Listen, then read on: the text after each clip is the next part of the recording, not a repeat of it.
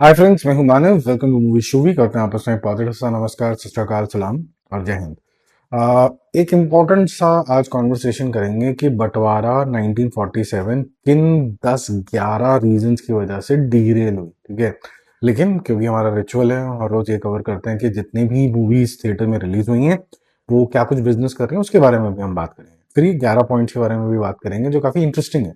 इनमें से कुछ से मैं सहमत हूँ और बहुत से में से सहमत नहीं हूँ। तो एंड ऑफ द वीडियो हम वही कवर करेंगे। सबसे एंड में हम बंटवारा की बात करेंगे ताकि कंटिन्यूएशन बन जाए। पहले हम करेंगे स्पाइडरमैन की बात।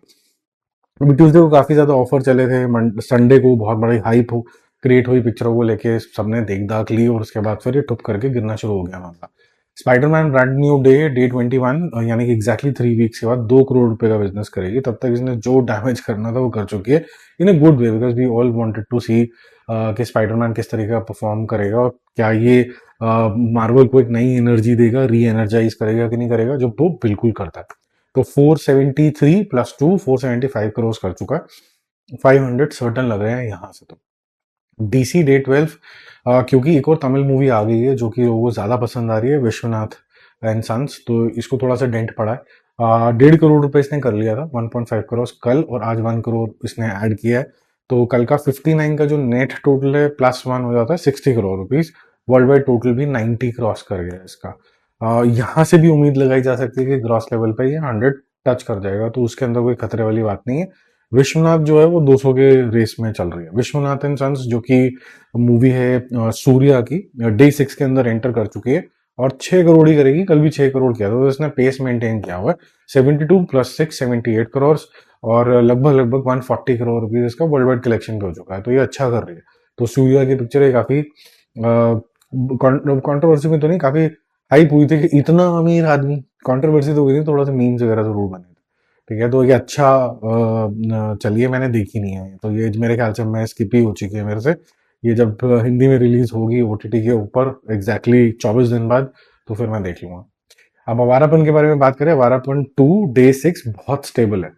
जहां पर कल बहुत ज्यादा बिजनेस आया था क्योंकि ट्यूसडे था, तो सारे जो दिल जले आशिक हैं, आशिकी करने वाली औरतें हैं, जिनको मजा आता है इस तरह की पिक्चर देखने का। ये एक अलग जॉनर है जो इंडिया के अंदर था, फिर चला गया, बॉलीवुड बहुत अच्छे से पकड़ के रखा था, फिर स्लो मोशन की दुनिया शुरू हो गई, साउथ सेंट्रिक। और हाँ, कुछ ना कुछ चोमू लोग आके बोल देंगे कि भाई साउथ साउथ नहीं होता, उसके अंदर अलग अलग क्षेत्र है, हर एक का बनाने का मूवी का अलग अलग तरीका है। मलयालम अलग तरीके की बनाता है मूवीज, सिनेमा अलग बनाता है, तेलुगु अलग है, तमिल अलग है, कन्नड़ा अलग है, ये सबको समझ में आती है। बट जनरलाइज इसलिए कर रहे हैं क्योंकि अभी तक सिर्फ बॉलीवुड बॉलीवुड की बात होती थी, साउथ एज ए क्लस्टर की बात हो रही है। तो आवारापन जो है वो जो जिसके लिए बॉलीवुड जाना चाहता था उस तरीके से मैं बोलूंगा कि वापसी है। तो आवारापन मैंने रिविजिट करी 1, क्योंकि बहुत टाइम हो गया था देखे हुए, कुछ खास याद भी नहीं थी। बट आवारापन 2 जो है वो मेरे ख्याल से एक जो सबसे ज्यादा ब्राइटेस्ट पॉइंट है इसके अंदर, आपको एक्टिंग के अंदर बहुत निखार दिखेगा इमरान हाशमी का। पार्ट 1 के अंदर आपको दिखता है कि डायरेक्टर का प्ले बहुत ज्यादा है, मोहित सूरी का। इसके अंदर आपको लगता है कि डायरेक्टर का प्ले बल्कि कम है, क्योंकि मोहित सूरी नहीं है इसके अंदर। जो पिक्चर संभाली है वो इमरान हाशमी ने संभाली है। दोनों में फर्क देख लेना, पहले के 10-15 मिनट ही देख लेना चाहिए, आपको समझ में आ जाएगा कि एक्टिंग के अंदर बहुत निखार आ गया। जहां पर बहुत सारे कट्स लगाए गए हैं ताकि इमरान हाशमी के हाव भाव थोड़े से खुंद की, इस तरीके के रोष से भरे हुए वैसे दिखें। और फिर जब इस पार्ट में देखते हो तो बहुत ही ज्यादा बॉडी के ऊपर, अपनी इमोशंस के ऊपर, अपनी एक्टिंग के ऊपर कंट्रोल आ गया। तो गुड टू सी कि इतने साल इंडस्ट्री में झक नहीं मारी, बल्कि अपने जो कला है उसको, वो उसके ऊपर काम करते हैं। कल इसने किया 10 करोड़, बहुत अच्छा बिजनेस। आज भी 7 करोड़ करेगा, तो 104 प्लस 7 111 करोड़ हो चुका है। और वर्ल्ड वाइड टोटल भी लगभग लगभग 157 करोड़ के आसपास होना चाहिए। तो बिग बिग ये ब्लॉकबस्टर के जोन के अंदर जाएगी। सिर्फ 45 करोड़ में ये बनी थी। इसका बिजनेस एनालिसिस हम कल करेंगे। बंटवारा 1947 Day 6 है और 2 करोड़ रुपए का बिजनेस इसने कल किया था। आज ऑलमोस्ट वॉश आउट जोन में ही जानी शुरू हो गई है, 1.5 करोड़ करेगी।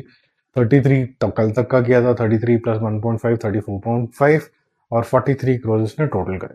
अब हम ये बात करते हैं कि बंटवारा 1947 में लोगों ने ऑब्जेक्शंस क्या रेस करे और कितने से मैं सहमत हूँ।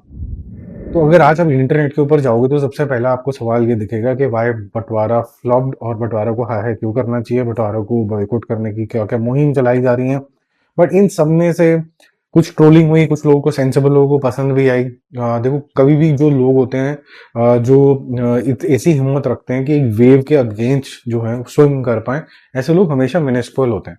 तो जो लार्जर तबका होता है वो हमेशा ये बोलता है सारे लोग क्या बेवकूफ हैं, हो सकते हैं, क्योंकि भेड़ चाल नाम की भी एक चीज होती है, मॉब मेंटालिटी भी एक चीज होती है, हर्ड मेंटालिटी भी जिसको बोला जाता है, शीप मेंटालिटी के एक के पीछे एक चलते चले जाओ। एंड्स को भी आपने देखा होगा, एक के पीछे एक चलते रहते हैं बिना कुछ सोचे समझे। तो जो क्वेश्चन करते हैं शायद वो उनमें एक अलग तरीके का इंटेलेक्चुअल स्पार्क होता है, उनका ईक्यू आईक्यू शायद दोनों ही बहुत स्ट्रांग होता है, जिसकी वजह से उनको आउटलायर माना तो जाता है, लेकिन जो ठीक बात नहीं।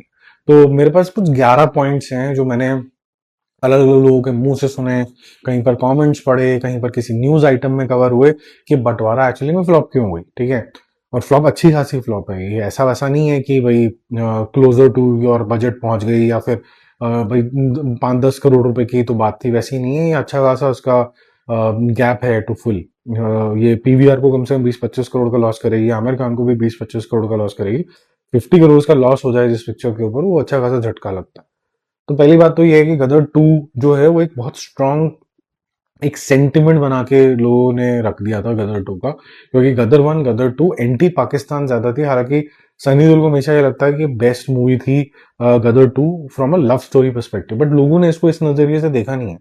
लोगों ने गदर और गदर 2 को सिर्फ पाकिस्तान, एंटी पाकिस्तान के जो नारे लगे या डायलॉग्स आए उसके जो लेंथ से देखा है, ठीक है। और दूसरा, अगर इसके अंदर सनी देओल है तो आपको बैक टू बैक एक्शन देखना है, क्योंकि गदर के अंदर और गदर 2 के अंदर भी यही था। तो जब अगर बंटवारे की बात होती है एज अ इंसिडेंट, तो आप बंटवारे के अंदर अब एक्शन की बात करोगे, जो कि मेरे ख्याल से बंटवारा के अंदर थोड़ा सा ऑपोजिट था। इमोशंस हाई थे, क्यों हुआ उसके ऊपर ज्यादा रीजन था, रैशनल उसके ऊपर बिल्ड था, इमोशंस के ऊपर था, कॉन्वर्सेशनल था, डायलॉग बेस्ड था। तो ना तो इसके अंदर एंटी पाकिस्तान था ना प्रो इंडिया था, ये तो ह्यूमैनिटी के ऊपर बेस कर दिया उन्होंने। तो ये ऑफ ट्रैक हो गया। जो क्लोजेस्ट मेमोरी गदर, गदर 2, बॉर्डर 2, इस तरीके की फिल्मों से, इंडियन ये बहुत सारी फिल्में बनाई इसने, सनी देओल ने, हीरो, ये सब बनाया इन्होंने, उससे बिल्कुल विपरीत हो गया। तो लोग जब गए तो उनको बिल्कुल ही शॉक लग गया। और तभी भी आपने नोटिस करा होगा कि बहुत हद तक लोगों ने ये हाइड करने की कोशिश करी टीजर ट्रेलर के अंदर कि सनी देओल का जो कैरेक्टर है वो मुस्लिम है। लोगों को लगा, मेकर्स को, कि शायद ये प्लेजेंट सरप्राइज होगा, क्योंकि हिंदू हो चाहे मुस्लिम हो, उसके बारे में बात करेंगे कि मुस्लिम वाला इशू इतना बड़ा इशू क्यों नहीं है, तो वो शायद लोगों को एक्सेप्टेबल होगा, बट इतना हुआ नहीं। दूसरा इंपॉर्टेंट रीजन है जो मैं मानता हूं कि ये ट्रू है। फर्स्ट वाला रीजन सब्जेक्टिव है, जैसे मैंने गदर 2 का एग्जांपल लिया कि आप कितने ओपन माइंडेड से पिक्चर को एक्सेप्ट करते हो। तो मैं न्यूट्रल हूं उस बात को लेके। हो भी सकता है कुछ लोग ऐसा मानते हो, कुछ लोग ऐसा भी मानते हो कि हर पिक्चर एक फ्रेश पर्सपेक्टिव या फर्स्ट फ्रेश एंटरटेनमेंट देनी चाहिए। अब अगर हम आगे बात करें तो आपके पास आता है जो लेट एडवांस बुकिंग का प्रॉब्लम। लेट एडवांस बुकिंग में ये हुआ था कि सिर्फ 2 दिन पहले ही ओपन हो पाई थी, जब ये डिसाइड हुआ था कि पीवीआर और एग्जीबिटर्स की जो डिशुम डिशुम है वो बंद हो गई, क्योंकि पीवीआर इसका डिस्ट्रीब्यूटर है, कि भाई साहब हम आपको ओके हैं स्क्रीन्स देने के लिए, क्योंकि आमिर खान प्रोडक्शन का भी बड़ा प्रोडक्शन है, उसने ज्यादा स्क्रीन्स मांगे थे। बट इमरान हाशमी की जो प्रोडक्शन हाउस है उन्होंने भी कोशिश करी कि भाई उनको भी मिल जाए। फिर उन्होंने बोला कि हाँ ठीक है चलो आधे आधे ले लेते हैं। तो एग्जैक्टली आधे आधे मिले, लेकिन तब तक चिड़िया चुग गई खेत। अब क्योंकि इमरान हाशमी की पिक्चर को तो कोई नथिंग टू लूज, उसको तो और मिल रहे हैं, तो उन्होंने एडवांस बुकिंग पहले खोल दी। इन्होंने खोली सिर्फ 1.5 दिन पहले, 2 दिन पहले। तो वो इनको थोड़ा सा नुकसान हुआ, जिससे मैं अग्री करता हूँ कि थोड़ा नुकसान हो सकता था। शायद एडवांस बुकिंग और सॉलिड होती तो ज्यादा तादाद में शायद लोग जाते, और उनमें से कुछ 25% लोग होते जो समझदार होते, तो जो लकीर के फकीर वाले लोग हैं वो ज्यादा चले गए, ठीक है। अब आगे चलते हैं। ये 2 रीजन हो गए जिसमें मैं मानता हूँ कि लेट एडवांस बुकिंग हुआ, लेकिन ये भी मैं नहीं मानता हूँ कि भाई सिर्फ एडवांस बुकिंग अगर बहुत अच्छा हो भी जाता तो ये चल जाती। जिन रीजंस की वजह से इसको साइडलाइन किया गया वो फिर भी वहीं के वहीं रहते। थर्ड रीजन, ये सनी देओल एक फ्लैग बियरर रहे हैं नेशनल सेवियर का, ठीक है। कि कभी भी नेशन के ऊपर विपदा आएगी तो आपको जो सबसे बड़ा एक नाम याद आता है ना, मतलब लेट मनोज कुमार साहब के बाद, या उससे भी पहले एक्चुअली, अब तो सनी देओल का नाम आता है। अब वो इंसान इंडिया के बारे में नहीं बात कर रहा है, इंडिया से दूर होके वो पाकिस्तान की साइड पे चला गया है, और वो पाकिस्तान नाम से ही लोगों को कोफ्त होने लग जाती है। हालांकि ये जो रीजन है कि वो क्या वो मुस्लिम है या फिर क्या वो पाकिस्तानी है, ये बाय चॉइस नहीं है, इसके बारे में मैं आगे बात करूंगा, इसको होल्ड करना। लेकिन जो सनी देओल की स्ट्रॉन्ग इमेज है कि ये इंडिया का फ्लैग बियरर है, ये डगमगा गई। अगेन मैं इस बात से सहमति रखता हूं कि जब कभी भी आप अपनी कंट्री के ऊपर पिक्चर बनाते हैं, धुरंधर वॉज एन एग्जाम्पल, तो लोगों के जो सेंटिमेंट्स होते हैं वो बहुत ज्यादा हाई हो जाते हैं। जो शायद पढ़ी लिखी क्लास है वो कहती है कि चलो किताबें 4 पढ़ी हुई हैं, हमें पता है कि भाई पहले जमाने में तो एक ही कंट्री थी, तो वो थोड़ा सा शायद चांस देते हैं। लेकिन सारे लोग इतना सोचने में बिलीव नहीं करते, वो कहते हैं कि जो इमेज है हम उसी के हिसाब से जाएंगे। अब चौथे नंबर पे चलते हैं। बहुत से लोगों का मानना है कि ये एंटी जो हिंदू सेंटिमेंट्स हैं इसके अंदर, क्योंकि जो मारकाट दिखाई गई है बंटवारे के टाइम पे, तो ये दिखाया गया कि मुस्लिम फैमिलीज जो हैं वो इम्पैक्ट हुई हैं। एक मुस्लिम जो है कैरेक्टर यहाँ पर जो सनी देओल प्ले कर रहे हैं, सिकंदर का कैरेक्टर, वो हेल्प मांगने भी जाता है, उसको हेल्प नहीं मिलती हिंदू लोगों से जब वो इंडिया के अंदर होता है। तो जिस तरीके से इसको दिखाया गया ये ऐसा हुआ होगा आई एम श्योर, लेकिन ये पर्दे के ऊपर एक्सेप्टेबल नहीं है। तो हाँ, मैं इससे भी अग्री करता हूँ कि इससे बहुत से लोगों को प्रॉब्लम हो सकती है कि आप ज्यादातर वो नेशन जिसके अंदर ज्यादातर हिंदूज हैं तो ऐसा मत दिखाओ। लेकिन क्या ये गलत है या क्या सही है, ये मैं सेंसिबिलिटी आपके ऊपर छोड़ता हूँ कि दोनों साइडों से ही तलवारें निकली। लेकिन आप अगर एक साइड पे, क्योंकि आप मुस्लिम कैरेक्टर के ऊपर बेस कर रहे हो स्टोरी, तो वो आप उसके लेंस से देखोगे। तो फिल्म मेकिंग के पर्सपेक्टिव से तो कुछ गलत नहीं है, रियलिटी के हिसाब से कुछ गलत नहीं है, लेकिन आजकल के टाइम के हिसाब से थोड़ा सा अजीब है, तो ये लोग एक्सेप्ट नहीं करेंगे। अब अगर एक और बात देखी जाए आगे, फिफ्थ नंबर का पॉइंट, कि yet another partition based movie, ठीक है। तो जो नरेटिव है कि ये सेम ही कंट्री थी, ये आजकल की जनरेशन जो इतने सालों से और मेरे से पहले वाली जनरेशन भी वो ये देख चुकी है कि अब हम आगे मूव ऑन कर चुके हैं। इंडिया अलग है, पाकिस्तान अलग है, हम एक दूसरे के जो मैचेस हैं उसमें भी कट्टर दुश्मनी ऐसे ऐसे दिखाते रहते हैं। गदर गदर 2 और पार्टीशन से रिलेटेड पिक्चरें, बॉर्डर, ये सब चल रहा है यहाँ पर। तो वो एक ऐसी मेमोरी के बारे में बात कर पाना जहां पर दोनों मुल्क एक्चुअली में एक ही थे, दोनों साइड के लोगों ने लड़ा कि हमें आजादी मिल जाए।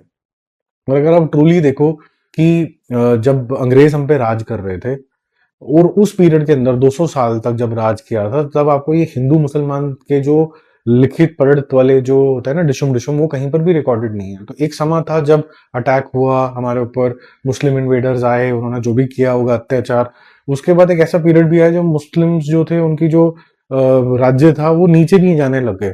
और नीचे जाने के बाद एक हारमोनी सी भी आई, जब कोई एक दूसरे का सर नहीं भी फाड़ रहा था, दोनों साथ में ही थे। तभी जब तारा सिंह दिखाया जाता है गदर का, तो उसका जो बेस्ट फ्रेंड होता है वो मुस्लिम कैरेक्टर होता है, ठीक है, जिसमें वो गदर गदर 2 में भी दिखाया जाता है उनको। तो ये जो बात हो जाती है, ये डाइजेस्ट नहीं होती किसी को कि भाई ऐसा भी कुछ हो सकता है। तो जो आज का यूथ है उसने तो ये देखा ही नहीं है कैसा हो सकता है। और मेरे ख्याल से मेकर्स ने भी कोशिश नहीं करी कि भाई वो ऐसा इंडिया कैसा था जब दोनों साथ में थे। तो वो एक ऐसी वॉर की लड़ाई, यहाँ पर पार्टीशन की वो ट्रेन के सीन दोबारा री इंजीनियर करने से पहले अगर आपको इमोशन एवोक करने थे स्ट्रांगली, तो मुझे ऐसा लगता है कि जो गलती करी या फिर जो अपॉर्चुनिटी लॉस थी वो ये थी कि आप इंडिया पाकिस्तान मतलब एक बड़ा हिंदुस्तान, वो फीलिंग कैसी थी, वो फीलिंग के बारे में किसी ने बात ही नहीं करी, ना उस पर कोई फिल्म है आज तक। वो फिल्म पे अगर आप अपना कुछ समय व्यतीत करें तो शायद लोगों को वो मन में लगे, क्योंकि है तो अल्टीमेटली सेंटिमेंटल ह्यूमंस है ना, तो उनको शायद ये बात समझ में आए। पर वो अपॉर्चुनिटी भी किसी ने भी नहीं एक्सप्लॉइट करी। अब आगे चलते हैं। सिक्स नंबर का पॉइंट जो मुझे लगता है कि साउंड ट्रैक वीक है जनरली, जहां कहीं आता है वो रेलेवेंट लगता है लेकिन म्यूजिक अच्छा नहीं है। ए आर रहमान का म्यूजिक कई कई जगह पे छावा जैसा भी साउंड करता है, ये क्रिटिसिज्म एकदम सही है। आगे चलते हैं, इसके अंदर कोई ज्यादा डिबेट करने की जरूरत नहीं है। जितनी भी मूवी सनी देओल की चली है उसके अंदर कुछ ना कुछ जो सॉन्ग्स हैं उसका भी बहुत बड़ा रोल रहा है, चाहे बॉर्डर, गदर 2, गदर 1, वो सब। सेवन नंबर जिसपे मैं ज्यादा अग्री नहीं करता हूँ कि poor performances of supporting cast, जिसके अंदर हम करण देओल की बात कर रहे हैं, उसके कन्फ्रंटेशन के सीन अच्छे हैं, कुछ एक आधा फाइट सीक्वेंस अच्छा है, अली फजल का रोल बहुत अच्छा है, जो सिस्टर है जो करण की छोटी बहन दिखाएगी उसके रोल बहुत अच्छे हैं, बहुत अच्छे तरीके से उसने अपने सेंटिमेंट्स को दिखाने में मतलब कामयाबी करी है। अभिमन्यु जो नेगेटिव कैरेक्टर है वो कैरिकेचरिश है और उसको उन्होंने बहुत अच्छे से प्ले किया है। और जो मेन कैरेक्टर्स हैं, सनी देओल ले लीजिए, प्रीति जिंटा ले लीजिए, या फिर सबसे इंपॉर्टेंट शबाना आजमी का रोल, वो भी बहुत ज्यादा अच्छा लगा। और शबाना आजमी का जो रोल है वो लोगों ने बोला कि जी शबाना आजमी है इसके अंदर, तो इसलिए भी नहीं देखना, क्योंकि जो कोई भी आवाज उठाएगा गवर्नमेंट के खिलाफ, यहाँ बोलते हैं कि कई बार कि जी मोदी जी नहीं चाहिए, या फिर अब एक ऐसी सरकार आनी चाहिए जो थोड़ा सा चेंज हो, चैलेंज भी करे। लेकिन एक साइड पे हम ये भी बोल देते हैं कि भाई नहीं, जो भी सरकार को क्वेश्चन करेगा तो फिर उन लोगों की पिक्चरें भी नहीं देखेंगे। ऐसा भी देखने को मिल रहा है, या तो कोई एक्स्ट्रा ही सपोर्ट करेगा उसकी भी नहीं देखेंगे, चाहे अक्षय कुमार हो, ये आपकी कंगना रनौत हो, और अभी मेरे ख्याल से जो मनोज तिवारी हैं वो भी नेक्स्ट उसके अंदर आने वाले हैं, कि भाई इनको भी देखते हैं कैसे। रवि किशन हो गए, ये सारे लोग जो हैं ये धीरे धीरे साइडलाइन होने वाले हैं, क्योंकि एक्स्ट्रा ही भक्ति पे आने शुरू हो गए। 8 नंबर पे इसको अग्री भी किया जा सकता है, डिसअग्री भी किया जा सकता है, कि जैसे पेसिंग बहुत स्लो है। जो ये मूवी है उसके हिसाब से स्लो नहीं है, क्योंकि आपको सारा सेटअप ही इमोशनल करना है, और वो जो बढ़ता रहता है बढ़ता रहता है बढ़ता रहता है, और फिर वो सनी देओल फटता तो मजा भी बहुत आता है। लेकिन लोगों की एक्सपेक्टेशन गदर 2 टाइप की थी, तो वैसी पेसिंग तो नहीं है।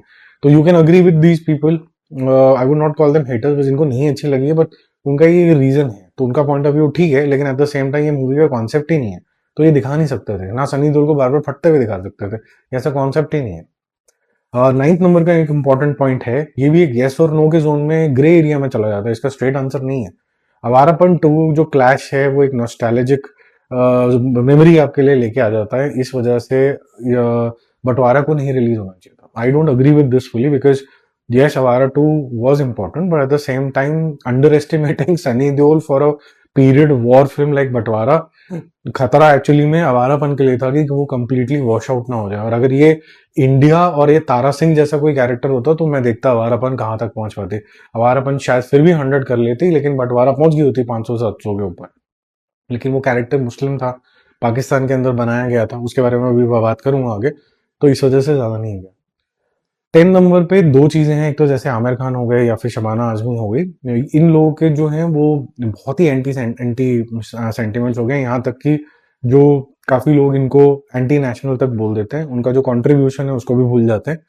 काफी हद तक मैं ये नहीं बोल रहा हूँ कि वो एंटायरली सही है, अगर एक कंट्री के अंदर बैठ के आप अनसेफ फील कर रहे हैं, रादर देन पॉइंटिंग आउट कि क्या अच्छा हो सकता है। आमिर खान की एक अप्रोच जो उन्होंने यूज करी थी, कि भाई मैं फिल्मों के माध्यम से सरफरोश जैसी पिक्चरें बनाऊंगा, मैं ये बताऊंगा कि मुस्लिम कैरेक्टर भी गंदा हो सकता है, या फिर इनफैक्ट बंटवारा के अंदर भी बोला कि मुस्लिम कैरेक्टर भी गंदा हो सकता है, खुद मुस्लिम होने के बावजूद भी वो सब कुछ न्यूट्रल रख रहे थे अभी तक। और अच्छी चेंज लाने की कोशिश कर रहे थे। पीके भी सक्सेसफुल फिल्म थी, बहुत पसंद आई थी लोगों को, ढकोसलेबाजी को चैलेंज करती थी, वो हिंदुइज्म को चैलेंज नहीं कर रही थी। और आज जब हम शिवजी का मजाक बढ़ते हुए देखते हैं, जब कावड़िया जा रहे होते हैं, तो वो इससे ज्यादा खतरनाक है जिसके ऊपर क्वेश्चन उठाया गया, हालांकि वो सीन नहीं होना चाहिए था। दोनों बातें इन पैरेलल चलती हैं, ये बाद में कलेश हुए, पिक्चर सक्सेसफुल होने के बाद वो तब हुए जब इन्होंने अनसेफ जैसी स्टेटमेंट दे दी, 2-4 शादियों का प्रोग्राम बन गया, और उसके बाद वो कंट्रोवर्सी शुरू हो गई, फिर इनका मुंह भी ज्यादा खुलने लग गया, जो सक्सेस थी वो भी सर पे चढ़ने लग गई। फिर लोगों ने बोला इनको गिराना जरूरी है, including the great IT cell, तो इनको बिल्कुल ही गिरा दिया गया।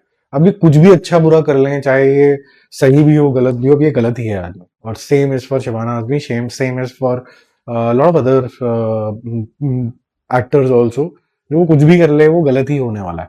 ठीक है, जैसे रणबीर कपूर ले लीजिए, आलिया भट्ट ले लीजिए, because of Alia Bhatt mother, कभी उन्होंने कुछ एंटी गवर्नमेंट कुछ बोल दिया होगा, तो वो उस चक्कर के अंदर, मतलब अब जब भी इनके खानदान के बारे में कोई भी पिक्चर रिलीज होगी तो सारे चंगू मंगू रिलीज हो जाते हैं। तो एक और वीडियो में बनाऊंगा जिसके अंदर हम बात करेंगे कि रणबीर कपूर को क्यों टारगेट कर दिया जाता है जबरदस्ती, जबकि चंगू मंगू टाइप की पिक्चरों के अंदर बोल दिया जाता है कि रामायण से बेटर है। उसके बारे में अलग से बात करेंगे। अब लास्ट पॉइंट बहुत इंपॉर्टेंट है कि इसके अंदर पाकिस्तान प्रेम दिखाया गया, अमन की आशा दिखाई गई है। मुझे तो किसी भी एंगल से ये पर्सनली नहीं दिखा। लोगों को लगा कि शायद पाकिस्तान के अंदर कोई किसी हिंदू को कैसे प्रोटेक्ट कर सकता है, वो आज की डेट में तो 1-1.5-2% ही रह गए। जब पार्टीशन हुआ तो 14-15% है। ये पार्टीशन की कहानी है, वो 15% की कहानी है, ये 2% की कहानी है ही नहीं। और अगर 15% में कुछ गुडनेस थी, तो ये दोबारा बताना कि भाई 15% की जो गुडनेस है आज भी आ सकती है। You just have to be human. और आज के टाइम में अगर आप यूट्यूब के ऊपर जाते हो और आप देखते हो कि Indian traffic on Pakistani serials कितना है, तो आप हैरान हो जाओगे देख के कि 70 से 75% तो जो ये सीरियल वॉच कर रहे हैं, क्योंकि एक्सेस ही नहीं है वहां के चैनल्स पे, वो हिंदुस्तानी है। क्योंकि भाषा सेम है, दिखते सेम है, कन्फ्लिक्ट ऑलमोस्ट सेम है, लेकिन सियासी दाव पेच के अंदर ये कंट्रीज अलग अलग हो जाती हैं। अल्टीमेटली किसी टाइम पे तो एक ही थी। अब इसका मतलब कोई अमन की आशा वाला आदमी नहीं हो गया, इसका मतलब ये भी नहीं है कि कोई क्या बोलते हैं लिबराडू हो गया। लिबरल का मतलब होता है I am not taking any sides, which means मैं अपनी मान्यता से भी नहीं मानता, which might be a right wing, मैं लेफ्ट भी नहीं मानता, मैं न्यूट्रल हूँ। मेरे को लगता है कि दोनों चीजों को चैलेंज किया जा सकता है और उसको मजाक बना दिया गया है कि आप एक साइड लो ही लो। तो वो चंगू मंगू वाली बात है, अगेन वो नरेटिव जो ऊपर से चलेगा वो नीचे तक जाता है। और आप देखिए कि यहाँ पर जो सिकंदर का कैरेक्टर है, ये पाकिस्तान प्रेम या फिर इंडिया के अगेंस्ट ऐसा कुछ भी नहीं है, क्योंकि ये एक इंडियन मुस्लिम है जो सेलिब्रेट करता है अपने फ्लैग के साथ, इंडियन फ्लैग के साथ, कि मैं यहाँ से कभी नहीं जाऊंगा, गुस्सा तक खा जाता है। उसको जबरदस्ती जाना पड़ता है, तो उसके दिल में तो हिंदुस्तान है, लेकिन वो पाकिस्तान पहुंच जाता है। अब वो पाकिस्तान नेशनल बन गया है अपनी फैमिली के चक्कर के अंदर, जो कि तारा सिंह भी बनने के लिए तैयार था अगर देखा जाए, जो गदर लोगों को बहुत पसंद आई थी। वो मुस्लिम बनने के लिए भी तैयार था, वो पाकिस्तानी बनने के लिए भी तैयार था, वहीं रहने के लिए तैयार था, घर जवाई बनने के लिए भी तैयार था, लेकिन वो एंटी इंडिया बनने के लिए तैयार नहीं था। और यहाँ पर भी वो एंटी इंडिया बनने के लिए उसने एक स्टेटमेंट दी थी, बल्कि एंड में तो एक मुस्लिम से राम नाम सत्य है जैसा एक अच्छा शब्द भी दिलवा दिया, जो कि मेरे ख्याल से ह्यूमैनिटी का प्रतीक है। तो मैं किसी भी एंगल से देख लूं कि ये हेट था या फिर क्यों फ्लॉप हो गया, आपको कोई रैशनल रीजन नहीं नजर आएगा, सिर्फ गोबर दिमाग ही नजर आएगा। मेरा तो यही मानना है। आपका क्या मानना है? कमेंट करके जरूर